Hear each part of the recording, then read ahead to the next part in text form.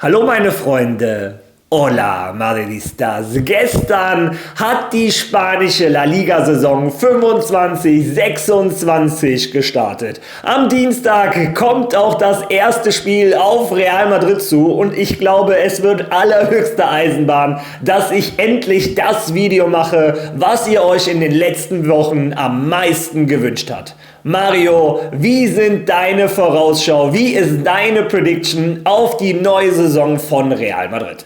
Welchen Platz belegen wir in der Liga? Wie weit kommen wir in der Champions League, Pokal etc. pp. Welcher Spieler erzielt die meisten Tore? Wer gibt die meisten Assists? Welcher Spieler wird zur Sensation von Real Madrid? Wer wird eine Enttäuschung? Und euer Wunsch, ihr kennt es, ist mir Befehl. Diese Prediction folgen in diesem Video. Viel Spaß dabei.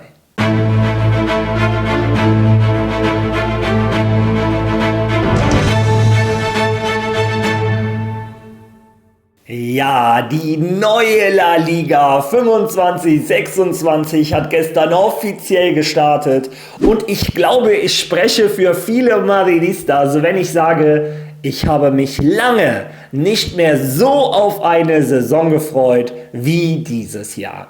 Das neue, frische Real Madrid von Xabi Alonso macht Lust auf mehr. Nicht nur bei der Club-WM, sondern auch beim Vorbereitungsspiel hat uns dieses neue Real Madrid begeistert und wir freuen uns alle auf die neue Saison. Werden wir uns am Ende der Saison auch noch freuen? Das ist natürlich die Frage, die sich viele Madridistas stellen. Wird Xabi Alonso sein Konzept die ganze Saison halten können mit diesem hohen Pressing, mit diesem hohen Energieverbrauch oder bricht Real Madrid irgendwann zusammen? Schafft das neue Mittelfeld rund um Arda Güler den Druck standzuhalten? Verstehen sich vorne Kylian Mbappé, Vinicius? Viele Fragezeichen hinter dem neuen Real Madrid. Und jetzt kommt meine Vorausschau auf die neue Saison. Und lasst uns erstmal mit dem spanischen Supercup anfangen. Das ist, glaube ich, der Wettbewerb, der als erstes entschieden wird. Und ich glaube, den Titel holt sich Real Madrid. Ja, ich glaube, die Mannschaft unter Xabi Alonso möchte sich beweisen und ich glaube, sie werden den Supercup nach Madrid holen. Erster Platz, Real Madrid. Dann der nächste Wettbewerb, der dann entschieden wird, ist der spanische Pokal. Und ich weiß oder ihr wisst, Real Madrid tut sich im Pokal meistens schwer. Und ich glaube auch, dass es diese Saison so sein wird. Ich vermute, Real Madrid fliegt im Viertelfinale raus.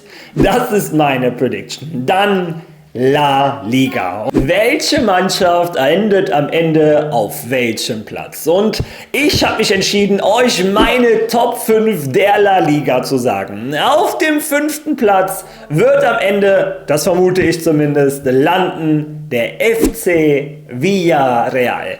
Das gelbe U-Boot hat sich stark verstärkt, arbeitet auch noch an weiteren Transfers, hat letzte Saison schon die Zuschauer begeistert. Ich glaube, sie werden sich den 5. Platz holen. Auf dem 4. Platz sehe ich am Ende der Saison Athletic Bilbao. Eine tolle, eingespielte Truppe konnte Nico Williams halten. Ein Offensivspektakel wird das sehr oft geben. Trotz alledem glaube ich nicht, dass sie an das Niveau der Top 3 reichen werden. Vor allem, weil sich auch ein Atletico Madrid so extrem verstärkt hat. Atletico Madrid hatte letzte Saison über 170 Millionen Euro in die Hand genommen für Transfers. Diese Saison sind sie schon bei über 180 Millionen Euro. Also ich glaube, diese Saison wird ein langer Dreikampf werden, nicht wie die letzten Jahre. Ich glaube, Atletico Madrid wird lange mithalten und trotzdem glaube ich, dass es für Atletico Madrid am Ende nicht ganz reicht und ich sehe Atletico Madrid am Ende auf dem 3. Platz. Auf den 2. Platz und ich glaube, wenn ich das sage, weiß schon jeder, wer am Ende Meister wird. Ich glaube tatsächlich, es wird ein langes, hartes Kopf-an-Kopf-Rennen. Der FC Barcelona ist nochmal eine Saison gereift. Es ist eine junge Truppe, die eingespielt ist. Das ist auch das Gute dadurch, dass sie sich nicht so viele Transfers leisten können, dass die Mannschaft, der Kern zusammenbleibt, dass sie sich immer besser einspielen können. Allerdings glaube ich, dass der FC Barcelona letzte Saison ein bisschen mehr Punkte geholt hat, als sie im Endeffekt verdient hatten. Das Quäntchen Glück war oft auf ihrer Seite und diese Saison glaube ich, das Glück wird sich etwas ausgleichen. Ich sehe den FC Barcelona am Ende der Saison auf dem zweiten Platz. Ja, und somit erwarte ich, hoffe ich und glaube ich, spanischer Meister wird das neue Real Madrid von Xabi Alonso. Ja, und dann kommen wir zu dem wohl wichtigsten Wettbewerb für jeden Madridista. Und ich würde euch am liebsten sagen, ich glaube, Madrid gewinnt die Champions League, aber zunächst einmal, es ist die erste Saison von Xabi Alonso. Zum anderen, die Champions League wird dieses Jahr meiner Meinung nach so hart wie noch nie. Wenn man schaut, wie sich der FC Liverpool verstärkt hat, wie Manchester City sich verstärkt hat, wie stark Paris Saint-Germain ist, die Bayern, die üblichen Verdächtigen, auch der FC Barcelona. Daher meine Prediction, Real Madrid schafft es mindestens ins Halbfinale der Champions League. Mehr kann ich nicht versprechen. Ich glaube, Madrid wird zwischen dem ersten und dem vierten Platz landen. Also wir können die Champions League gewinnen. Vielleicht auch zweiter, dritter oder vierter. Ihr wisst, was ich meine.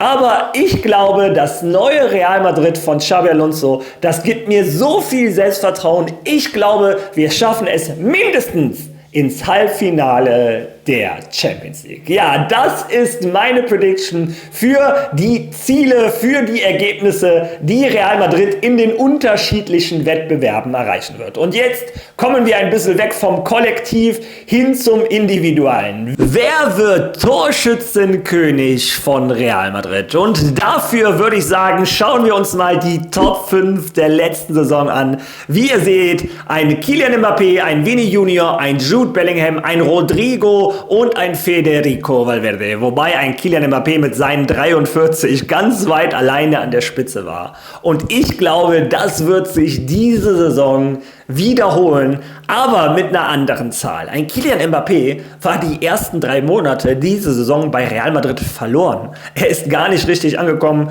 hat dauerhaft Großchancen verballert und auch noch Elfmeter. Und ich glaube, der neue Kylian Mbappé wirkt mir auch frischer, effektiver, agiler.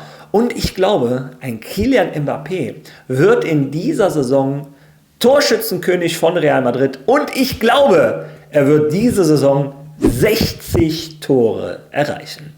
An zweiter Stelle sehe ich tatsächlich wieder Vini Junior. Ich weiß, bei Vini Junior läuft es zurzeit nicht gut, aber wir alle kennen den alten Vini Junior. Ich glaube, seine Zahlen werden sich nicht großartig ändern. Ich hoffe, vermute, ein Vini Junior kommt auf 25 Tore. Dann ein Jude Bellingham wird die ersten 3 Monate fehlen. Deshalb glaube ich nicht, dass er an seine Torzahl in der letzten Saison kommt. Ich hoffe, dass ein Jude Bellingham am Ende der Saison auf 10 Tore kommt. Ja, und wen ich auch wieder in dieser Range sehe, 10 bis 15 Tore, erwarte ich von Federico Valverde. Er und Bellingham spielen ein bisschen offensiver im neuen System. Daher gebe ich einem Federico Valverde 10 bis 15 Tore. Ja, und auf dem 5. Platz sehe ich jemanden, der diese Saison sehr wichtig für die Mannschaft sein wird und der seine Torgefahr in jedem Spiel zeigt. Arda Güler. Und da erhoffe ich mir in dieser Saison 17 Tore. Bin ich gespannt. Das ist meine Prediction. Ja, kommen wir dann von den Toren zur Vorlage. Und auch da fangen wir an mit den Vorlagengebern der letzten Saison. Da seht ihr an Platz Nummer 1 Vini Junior mit 16 Vorlagen. Jude Bellingham dahinter, Rodrigo, Arda Güler da schon mit 10 Vorlagen in 2000 Minuten und Luka Modric mit 9 Vorlagen in 3000 Minuten. Ja. Und auch hier möchte ich meine Top 5 starten. Und zwar fangen wir weiter von hinten an. Auf dem 5. Platz sehe ich einen Jude Bellingham. Wie gesagt, er fällt 3 Monate aus, sonst würde ich ihn weiter oben sehen. Aber ich hoffe, wir sehen diese Saison 7 Vorlagen von Jude Bellingham. Auf dem 4. Platz sehe ich Fede Valverde. Der andere Mittelfeldspieler neben Jude Bellingham wird mehr Spiele spielen und ich erhoffe mir diese Saison 10 Vorlagen von Fede Valverde. Auf dem dritten Platz sehe ich ein Kylian Mbappé. Der neue Kylian Mbappé scheint schneller, agiler, scheint auch häufiger abzuspielen. Zumindest das ist der Eindruck, den ich habe. Ich erwarte mir von Kylian Mbappé 12 Assists.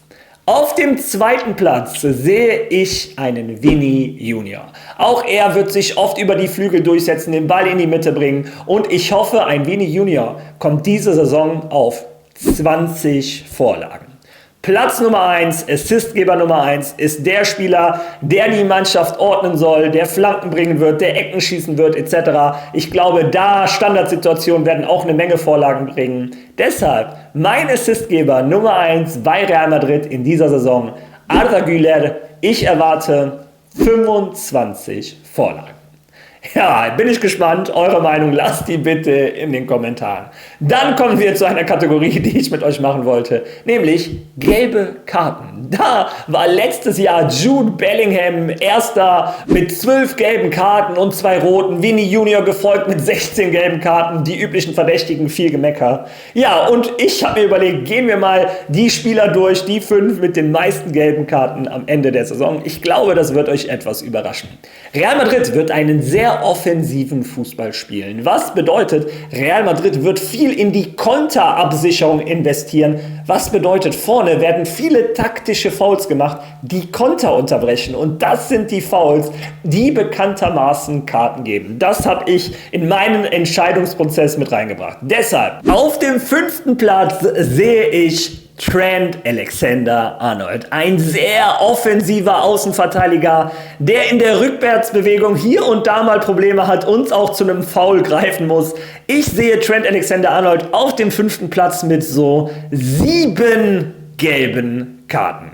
Auf dem 4. Platz sehe ich einen Antonio Rüdiger. Ganz einfach, weil er El Loco ist. Und ich glaube, El Loco wird auch in einige Zweikämpfe geraten, je nachdem, wie viele Minuten er bekommt. Ich sehe ihn wie letzte Saison bei 8 gelben Karten. Auf dem 3. Platz sehe ich, wie bei einem Trent Alexander-Arnold, tatsächlich einen Alvaro Carreras. Und auch da glaube ich, seine Stärken sind etwas mehr in der Offensive. Auch in der Defensivbewegung wird er es oft mit Flügelstürmern zu tun haben. Da kommt es nun mal zu Fouls. Ich vermute, er wird so 9 gelbe Karten bekommen. Auf dem 2. Platz, und das ist, glaube ich, eine Überraschung, sehe ich Arda Güler. Dadurch, dass er in der Offensive oftmals der ist, der die Konter unterbrechen muss, der vielleicht mal einen festhalten muss, vielleicht mal das Bein reintun will, auch wenn er bei weitem kein unfairer Spieler ist, glaube ich, seine Position bringt das mit sich. Dazu hat er hier und da auch nochmal türkisches Temperament, was rausgekommen ist. Ich habe einfach mal ein Hot Take in diesem Video und sage, Arda Güler wird 10 gelbe Karten in dieser Saison bekommen. Vor allem, weil der auch sehr viel spielen wird. Und Platz Nummer 1, ich glaube, Vini Junior wird wieder die meisten gelben Karten bekommen. Ich hoffe, dass unter Xabi Alonso sein Meckern runterfahren wird, aber trotz alledem, die Schiedsrichter in der spanischen Liga haben jetzt schon keinen Bock mehr auf Vini Junior. Ein Vini Junior neigt auch hier und da mal zu Frustfouls, Meckern etc. pp. Ich glaube, ein Vini Junior wird sich bessern und kommt diese Saison auf 12 gelbe Karten. Ja, das ist meine Vorausschau der wohl 3 wichtigsten Punkte. Ja, und dann, wer wird die Entdeckung der Saison? Und da tue ich mir ein bisschen schwer. Kann man Arda Güler noch als Entdeckung sehen? Auf der einen Seite ja, weil er die letzten 2 Saisons eigentlich eher Bankspieler war. Auf der anderen Seite für mich nicht, weil ich schon so ein hohes Standing von ihm habe.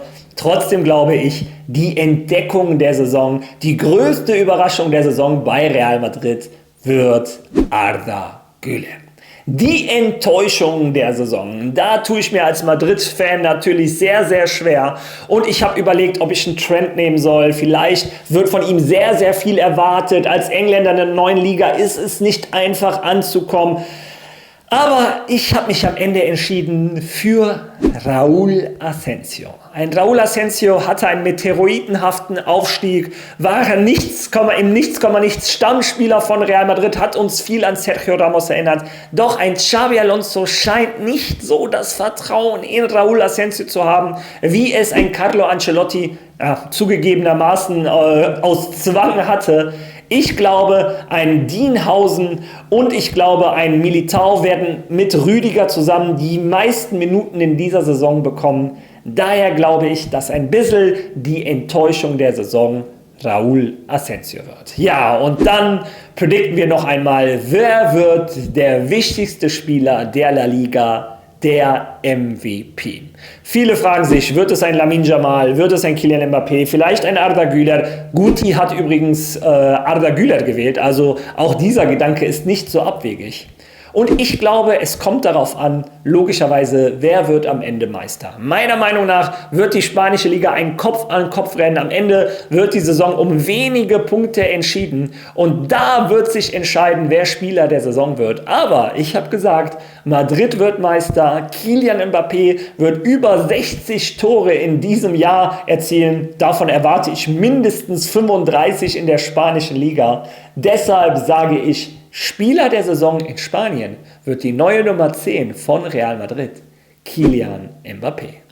Ja, ich vermute mal, viele von euch haben sich während dieses Videos an den Kopf gefasst und gesagt, was redest du da? Wie kannst du das nicht sehen oder wie kannst du das denken? Das ist das Schöne an YouTube. Ihr habt jetzt unten eure Kommentarspalte. Schreibt mir eure Predictions für das Ende der Saison auf. Ich kann mir gut vorstellen, dass ich am Ende der Saison so einen Livestream mache, wo wir uns die Predictions mal zusammen anschauen und gucken, wer recht hatte und wer nicht. Also, seid ausnahmsweise fleißig, schreibt mal in die Kommentare eure Predictions für die neue Saison. Wenn ihr schon mal da seid, liken, teilen, followen, ihr wisst, wie YouTube funktioniert. Und ein kleiner Hinweis meinerseits, morgen wird kein Video von mir erscheinen. Morgen gehe ich meinen Bruder besuchen und da freue ich mich schon drauf. Also keine Zeit für ein Video, ich hoffe, ihr habt dafür Verständnis. Aber übermorgen, am Montag in alter Frische, sehen wir uns wieder. Und bis dahin sage ich einfach mal, Alla Mari!